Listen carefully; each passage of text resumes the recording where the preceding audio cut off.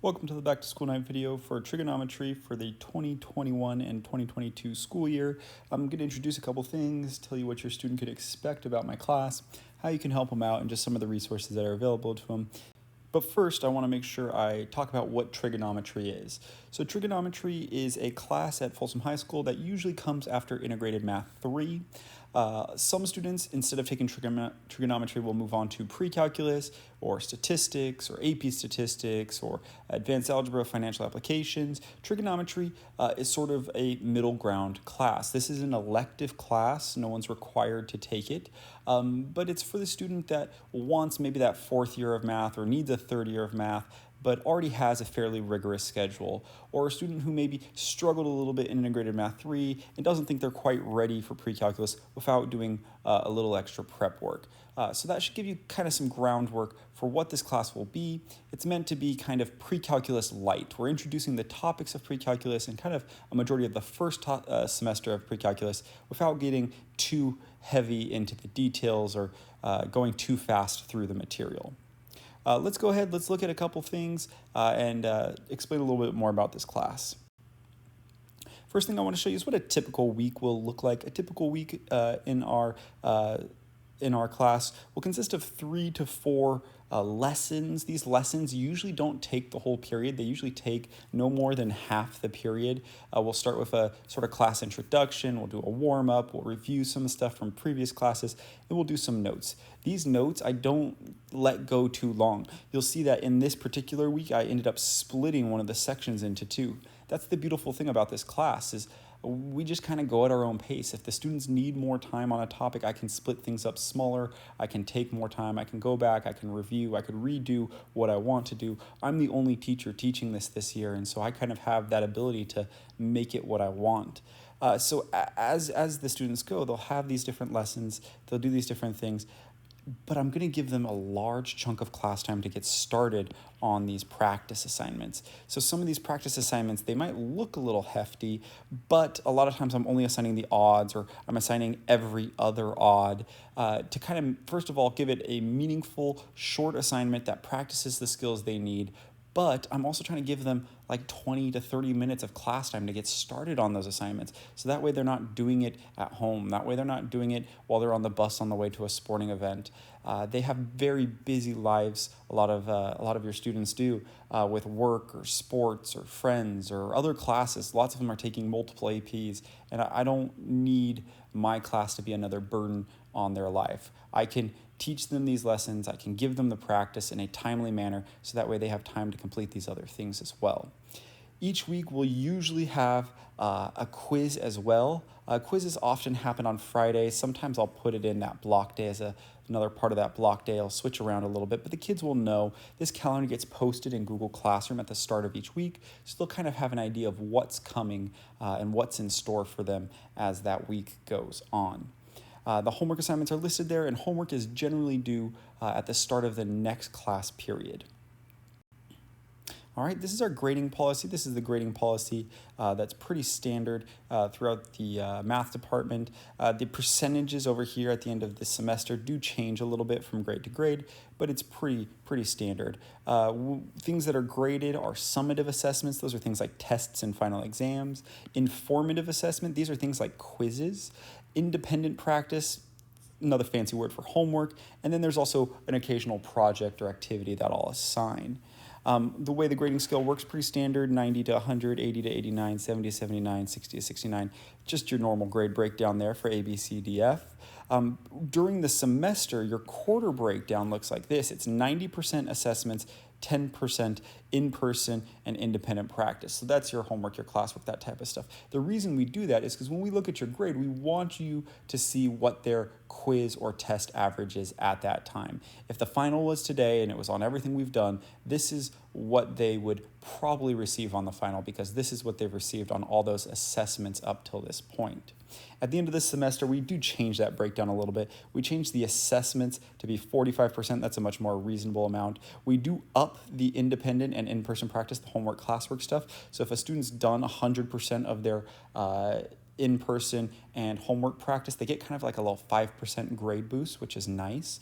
And then the final exam at this course is now 40%. We're working them up towards that college kind of standard where you really only have a couple tests to determine your whole grade. And so we're working on getting that final exam to be a bigger part of their grade and impressing the importance of that summative piece to show their understanding. One thing I do want to impress upon them is the difference between these informative assessments, your traditional quiz, and a summative assessment like a chapter test. The informative assessments, those are your quizzes. Those are the things that I give weekly. They're really meant to be feedback. That's really all they're meant to be. I try and make them as few points as possible. So that way there's still a little bit of carrot and stick situation there. There's still a little something to make them take it seriously. But at the end of the day, it doesn't really change their grade that much. We make the summative tests worth so much so that if a student struggled through all the quizzes, in fact, if a student fails all the quizzes but gets 100% on the test or gets an A on the test, they should still have an A or B overall in the class. The idea is we want them to learn from those mistakes on those quizzes and then fix it when they get to the test. That's how they learn. That's really our goal there with that. So if your student's really stressed about doing poorly on a quiz, remind them that that's the learning opportunity, fix the mistake, get those points back on the test. Assignments are pretty standard. This year I'm trying something a little bit different. I'm trying to check the homework more than just completion. I'm trying to check it for accuracy. So I'm checking to see that they did it all in completion, but I'm also looking that they're doing the problem well. They're not just writing stuff down. They're not just copying an answer. They're doing it correctly. So I usually tell them I'm checking a specific problem. If that specific problem is very incorrect, I might make them fix it before they get their points or something like that. Proficiency in math is something that's attained by practice. You have to do this practice in order to get better. A lot of times earlier on in this class, first semester, students find it easy. Students think, oh, I don't need that practice. But then they move on to that second semester and things get hard and things get a little more confusing and they're out of that habit of doing the practice. So I try and impress that early that you need to do the homework, you need to do it every day, and you need to get in that habit right away. If a student is absent, students are expected to take the initiative to find out what was missed. I put stuff in Google Classroom. So all these assignments are going to Google Classroom. I post videos of the lectures. If you're absent and it's excused and you're sick and you can't do homework, that's understandable. Take time. If something's going on with the family and you can't get to homework and it's an excused absence, take the time to take care of yourself. That's totally reasonable. They get the 1 day for each day they're absent. That's fine, but you can start looking at it before you come to class. You don't have to wait to get back to class to figure out what was missed. If a student misses a period due to a school activity, though, like a sports game or a trip or something like that, please make sure that they're looking at the stuff ahead of time so they're not waiting till they get back from that. They're trying to get ahead of the game so they can work on it or ask questions before they leave. If a student misses a test or a quiz, they need to come in, make it up as soon as they possibly can.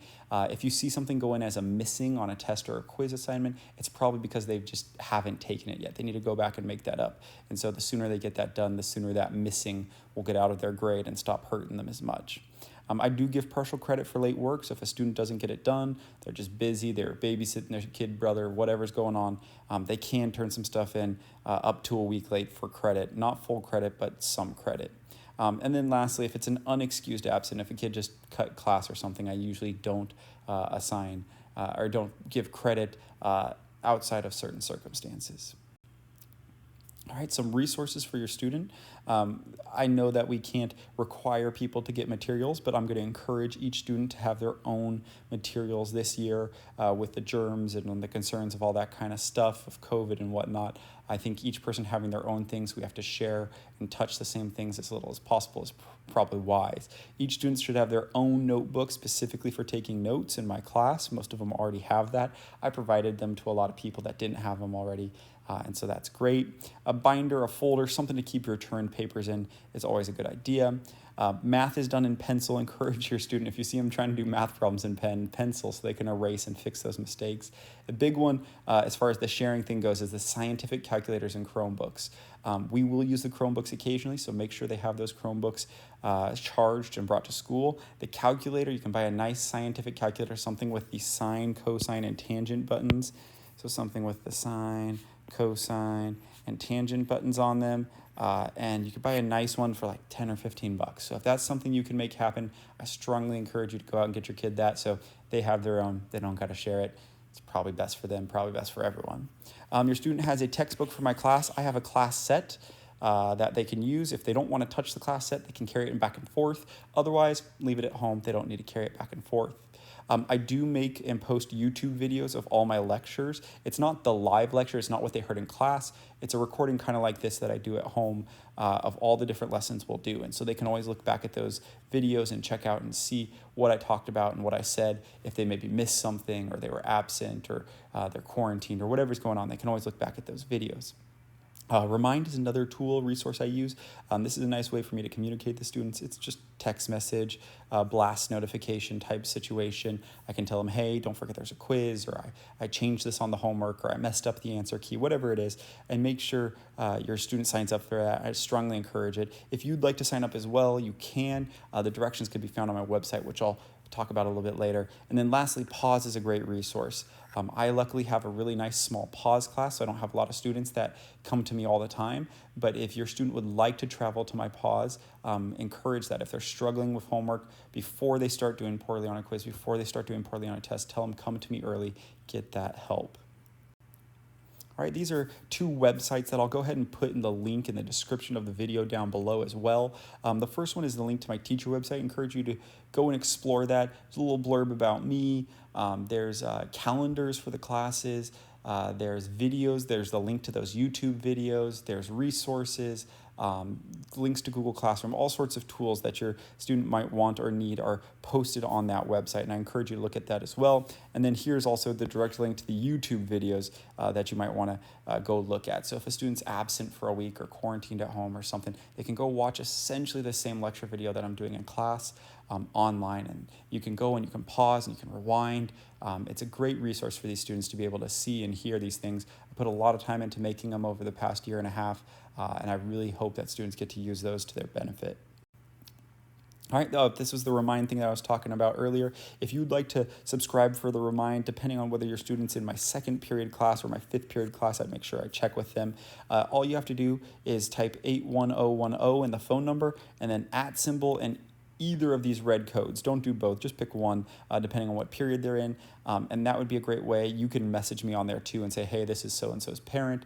This is going on. I need you to keep an eye on this or whatnot. Or realistically, my students shouldn't be doing more than 10 or 15 minutes of homework each night from me. So if your child's sitting there doing an hour and a half of math homework, something might be wrong. Send me a message, tell them to stop, and I'll talk about that with them tomorrow or whatever it is. It's a great way for you to kind of communicate with me if you need, but you do get text messages every now and then. So if you don't want random text messages every couple days or every now and then, I would maybe not do that. The best way to get a hold of me is with my email right here, afleischmann@fcusd.org. Send me an email. I'm really good about responding. I try and get back to people within a day and just sort of acknowledge what's going on, what I can do to help, and just how to make this as smooth of a year in math class for your child as possible. So that's it for my video here. If you have any questions, once again, I encourage you, please reach out to me at this email address, and I'll get back to you as soon as I can. I think we're going to have a great year. And for now, I hope you have a great day.